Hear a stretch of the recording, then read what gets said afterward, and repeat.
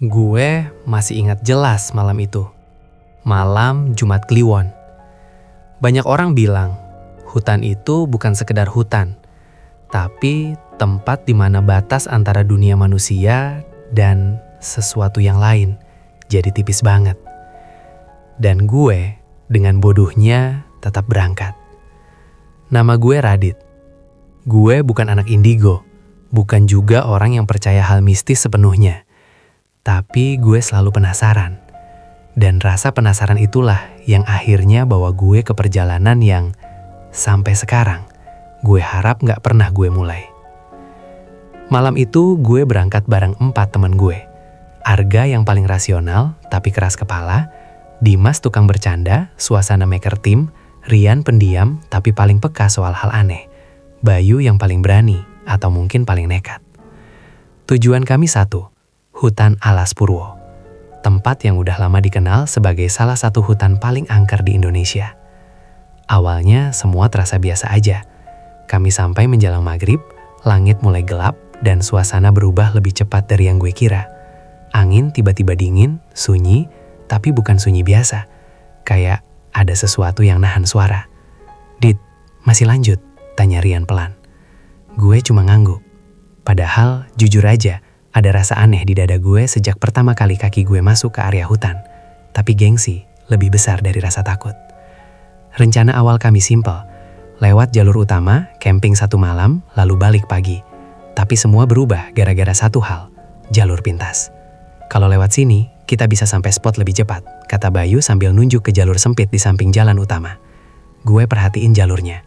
Aneh, gak ada papan penunjuk, gak ada jejak kaki. Bahkan rumputnya terlalu rapi, seolah jarang disentuh manusia. "Yakin ini jalur?" tanya Arga. Bayu cuma senyum. "Tenang aja, gue dapat info dari orang lokal." Gue nggak tahu kenapa, tapi saat itu gue ngerasa kita seharusnya nggak masuk ke situ. Rian tiba-tiba ngomong pelan, "Dit, ini bukan jalur biasa." Semua berhenti, hening, angin mendadak berhenti total. Dan untuk pertama kalinya, gue dengar sesuatu. Pelan, jauh, tapi jelas. Suara seperti gamelan. "Lu dengar nggak?" bisik Dimas.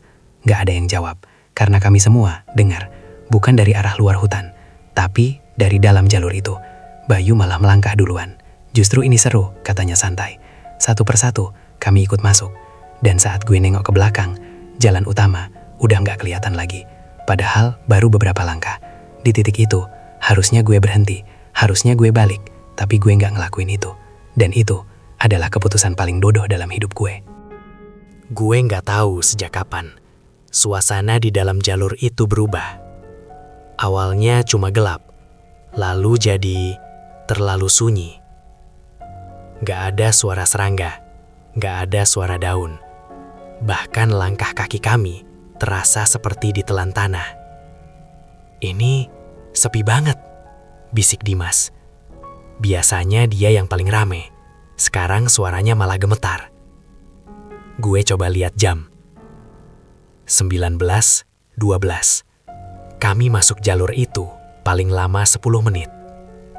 Tapi rasanya kayak udah berjam-jam. "Bayu, ini masih bener jalurnya?" tanya Arga.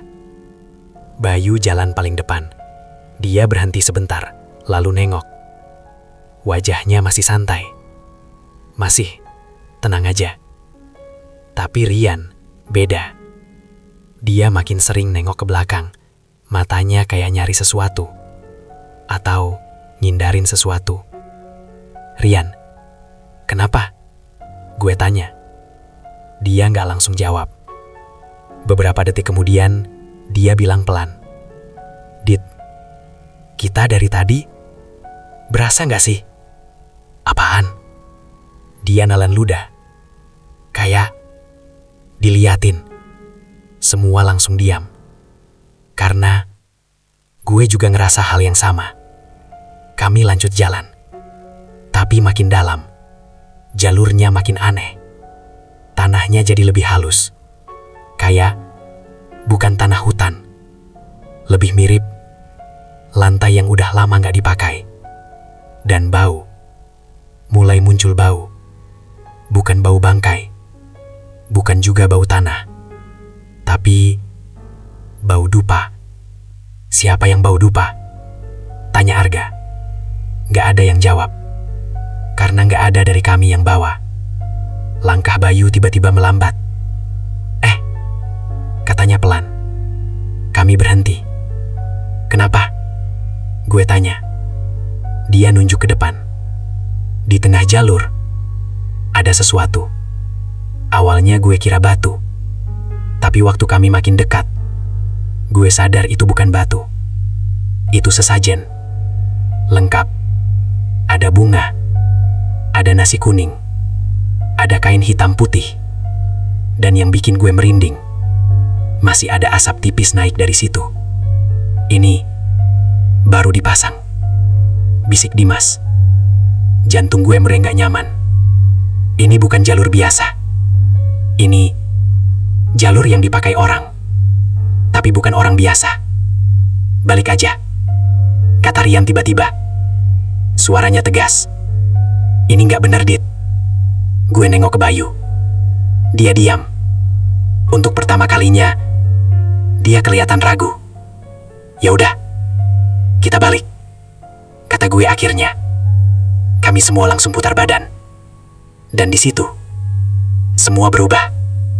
Jalur yang tadi kami lewatin hilang. Gak ada lagi jalan sempit itu. Yang ada cuma hutan rapat. Ini gak mungkin.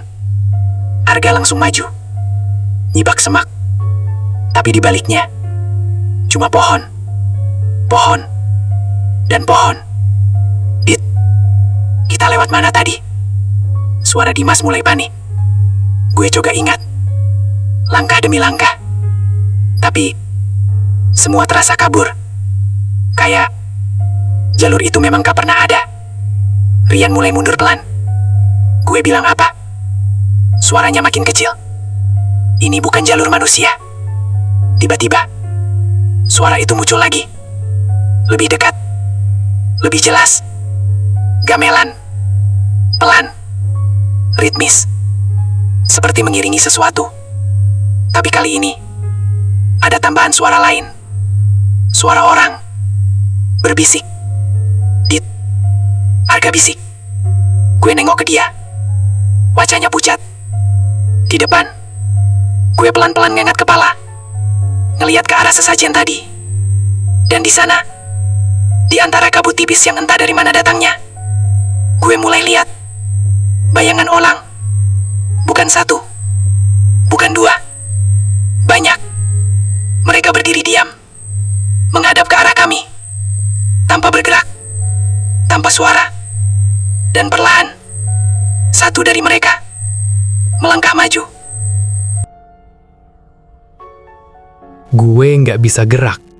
Kaki gue kaku, napas gue berat, dan mata gue nggak bisa lepas dari sosok itu. Satu orang dari kumpulan bayangan itu terus melangkah maju. Pelan, tanpa suara. Kabut di sekitarnya makin tipis. Dan disitulah gue mulai lihat jelas. Dia pakai pakaian adat.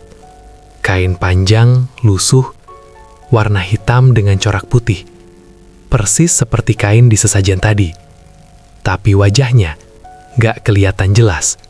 Seperti tertutup bayangan. Dit, kita harus lari, bisik Rian. Suaranya hampir gak terdengar. Tapi tubuh gue masih beku. Karena di belakang sosok itu, satu persatu, yang lain mulai bergerak. Mereka maju bersamaan. Pelan, serentak, seperti sudah diatur. Dan suara gamelan itu sekarang keras banget.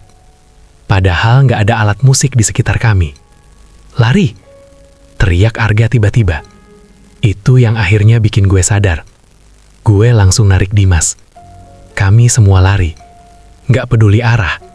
Nggak peduli jalan. Yang penting, menjauh dari mereka. Semak-semak kami terobos, dahan-dahan nyangkut di baju. Napas makin berat. Tapi anehnya, suara langkah mereka nggak ada.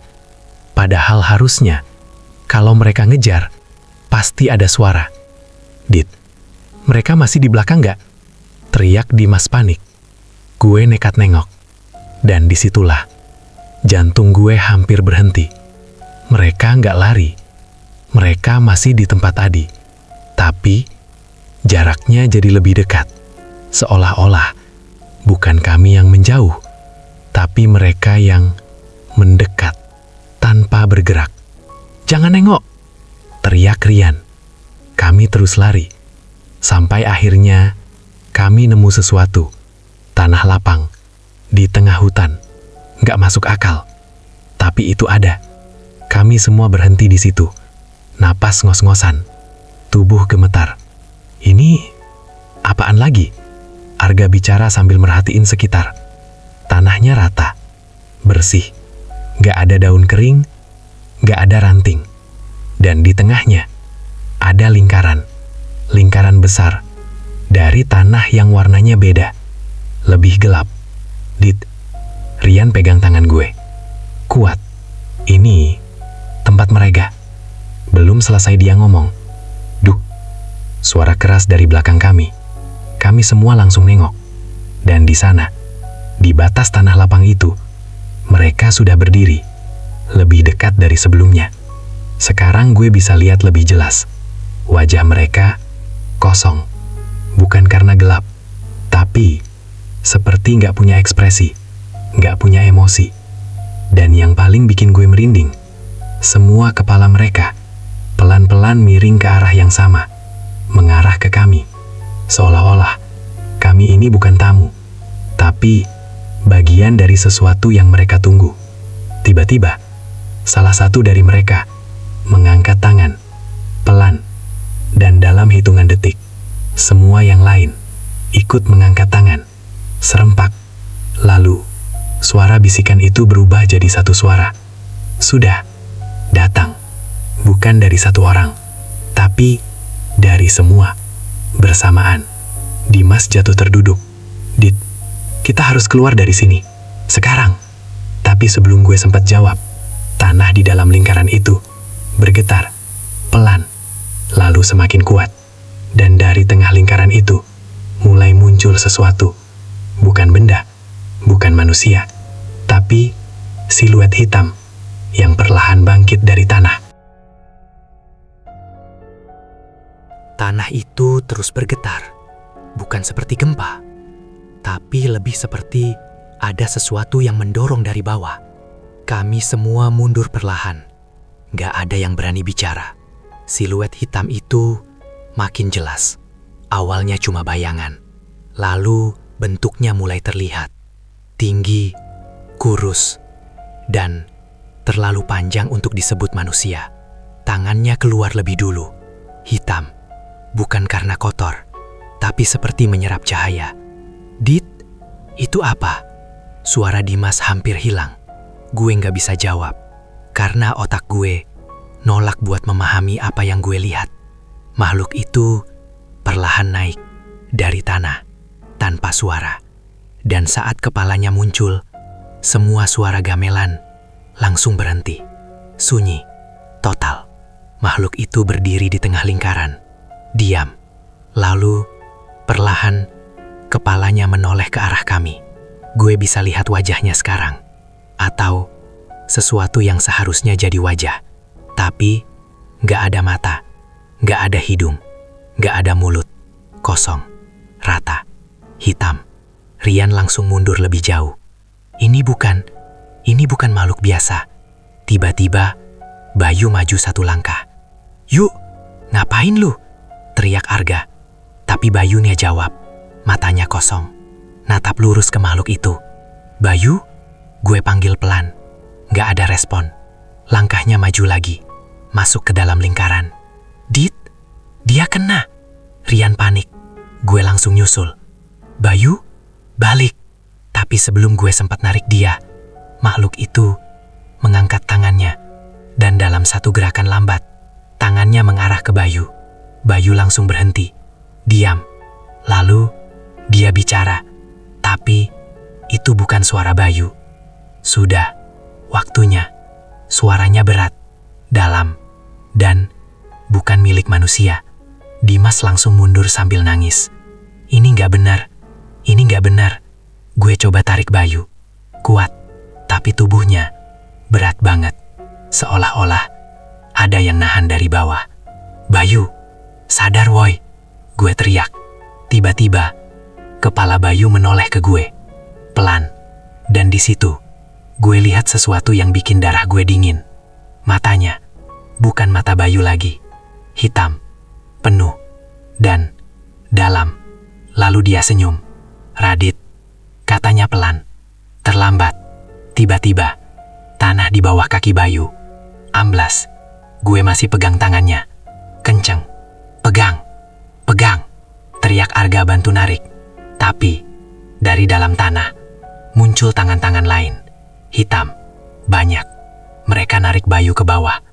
Dit, lepasin. Teriak Rian. Gue nggak mau. Gue nggak bisa. Bayu! Tapi, genggaman gue pelan-pelan lepas.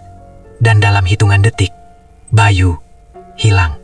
Masuk ke dalam tanah. Tanpa jejak. Tanpa suara. Tanah itu langsung kembali normal. Seolah-olah nggak pernah terjadi apa-apa. Dimas jatuh nangis histeris. Arga diam. Shock. Rian mundur sambil komat kamit baca sesuatu. Dan gue masih berdiri di situ. Tangan gue gemetar. Kosong. Makhluk itu masih di tengah lingkaran. Diam. Lalu, perlahan, kepalanya menghadap ke gue. Dan untuk pertama kalinya, gue merasa dia bukan cuma lihat gue. Dia milih gue. Gue masih berdiri di situ. Kosong. Seolah-olah otak gue berhenti kerja sejak Bayu hilang. Dit, kita harus pergi. Suara Arga terdengar jauh. Seperti bukan dari dunia yang sama. Gue nggak langsung jawab. Karena mata gue masih ngunci ke makhluk itu. Dia nggak bergerak. Tapi, gue bisa ngerasa sesuatu. Kayak dia lagi ngeliat gue. Tanpa mata. Dit! Arga narik bahu gue keras. Gue langsung tersentak. Sekarang, kita pergi sekarang, katanya tegas. Gue akhirnya ngangguk. Kami bertiga, gue, Arga, Rian, dan Dimas, langsung menjauh dari lingkaran itu. Pelan. Gak ada yang berani lari. Karena kami semua sadar. Kalau kami lari, sesuatu mungkin bakal ngejar. Kami keluar dari tanah lapang itu. Masuk lagi ke hutan. Tapi, hutan yang kami lihat sekarang beda. Pohon-pohon lebih rapat, lebih gelap, dan jalurnya nggak jelas sama sekali. Ini bukan jalan tadi, kata Rian. Semua juga udah berubah, Yan.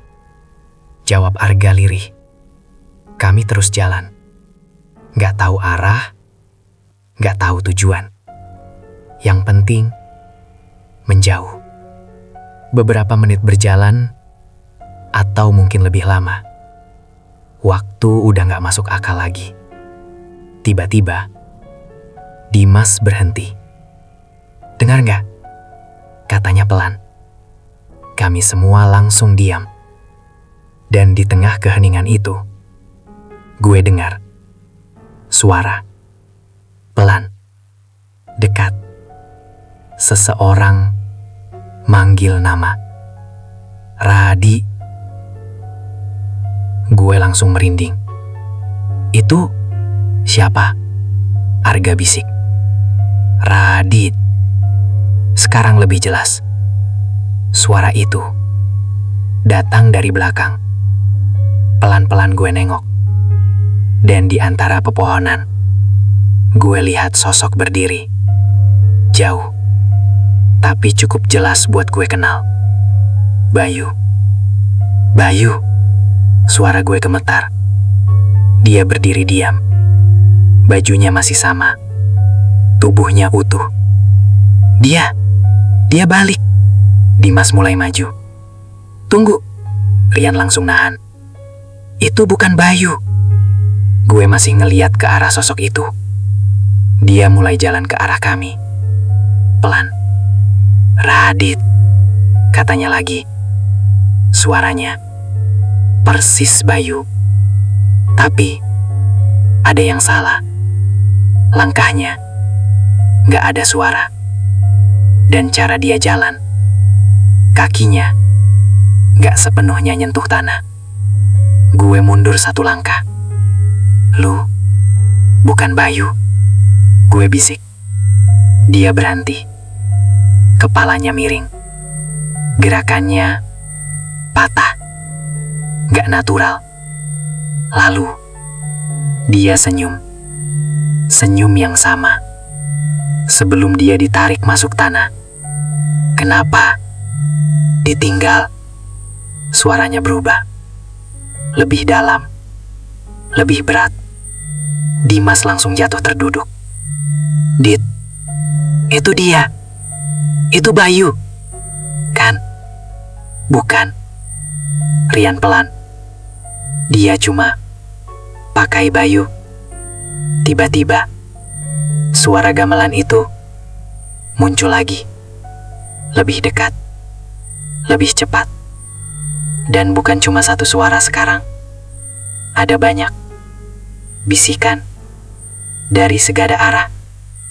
"Radit. Arga. Rian. Dimas."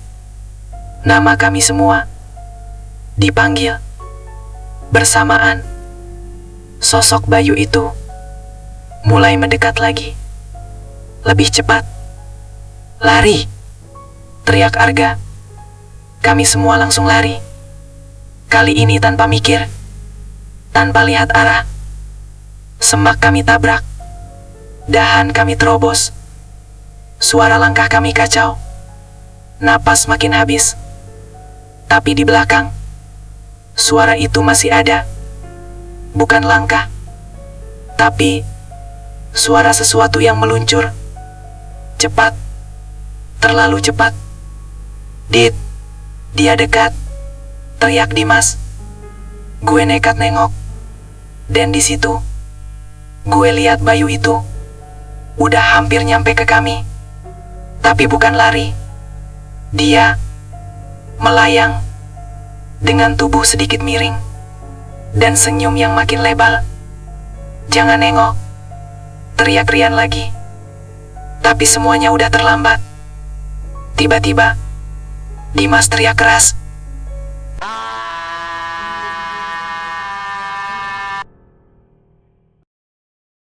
Gue mundur pelan, narik Arga dan Rian. "Jangan deketin dia," suara gue serap. Dimas berdiri di depan kami, diam. Senyum itu masih nempel di wajahnya. Tapi itu bukan senyum Dimas. Matanya kosong, gak ada rasa panik, gak ada takut. Cuma tenang yang salah. "Mas," katanya pelan. Suaranya lembut, terlalu lembut. "Udah selesai." Arga langsung geleng keras. "Dim, lu sadar Dim, ini kita." Dimas cuma biringin kepala. Gerakannya patah, gak wajar. "Kenapa masih lari?" katanya lagi. Dan di belakangnya, sosok Bayu itu masih berdiri. Diam, seperti penjaga. Rian langsung komat kamit, baca sesuatu makin cepat. "Dit, kita nggak bisa bawa mereka," bisiknya. Gue langsung nengok. "Lu gila, itu teman kita." Rian ngelirik ke arah Dimas, matanya merah. Itu bukan mereka lagi. Kalimat itu berat banget buat gue terima. Tapi sebelum gue sempat jawab, "Duar!" Suara keras dari dalam hutan, kayak sesuatu runtuh. Tanah di sekitar kami mulai getar lagi. Dan dari segala arah, sosok-sosok yang tadi di lingkaran mulai muncul. Banyak, lebih banyak dari sebelumnya. Mereka jalan pelan, mengelilingi kami. "Dit," Arga bisik, "ini udah gak bisa." Gue panik, otak gue kosong. Lari, lawan, atau pasrah. Tiba-tiba, Rian narik tangan gue kenceng. "Sini." Dia nemu celah kecil di antara pohon. Gue langsung ikut, Arga di belakang. Kami lari sekuat tenaga. Gue gak nengok lagi, gak berani. Suara gamelan itu kembali, lebih keras, lebih cepat. Dan suara bisikan itu sekarang berubah jadi teriakan. "Tinggal, tinggal, tinggal." Kami terus lari tanpa berhenti. Sampai akhirnya, cahaya. Kami keluar. Hutan itu tiba-tiba berubah lagi. Kami ada di jalur utama, seperti gak pernah masuk ke dalam. Gue langsung jatuh, napas habis, Tubuh gemetar. Arga di samping gue. Rian juga. Kami bertiga. Selamat. Tapi tanpa Bayu, tanpa Dimas. Dan yang paling aneh, jam gue masih menunjukkan 19.25. Padahal rasanya kami udah berjam-jam di dalam. Beberapa hari setelah itu, gue pikir semuanya selesai. Gue pikir kami berhasil keluar. Tapi gue salah. Seminggu kemudian, Arga mulai berubah. Dia sering bengong, sering ngomong sendiri. Dan satu malam, dia nelpon gue jam 3 pagi. Dit, suaranya pelan. Gue denger gamelan lagi. Lalu telepon mati. Besoknya, Arga ditemukan di kamarnya, duduk di lantai, menghadap dinding, senyum. Dan di depannya ada sesajen, lengkap. Polisi bilang itu bunuh diri, tapi gue tahu, itu bukan. Rian, dia hilang, gak ada kabar, gak ada jejak. Seolah-olah dia gak pernah ada. Sekarang tinggal gue satu-satunya yang tersisa. Atau, setidaknya, itu yang gue pikir. Karena sejak malam itu, gue sering mimpi yang sama. Gue berdiri di tengah lingkaran itu, dan di sekeliling gue, mereka semua. Bayu, Dimas, Arga, Rian, semua berdiri diam. Dan di depan gue, makhluk itu, tanpa wajah. Lalu dia mengangkat tangan, dan semua serempak bilang, belum selesai. Malam ini Jumrat Kliwon lagi. Dan dari luar rumah gue dengar sesuatu, pelan, gamelan. Dan suara itu, manggil nama gue, Radit.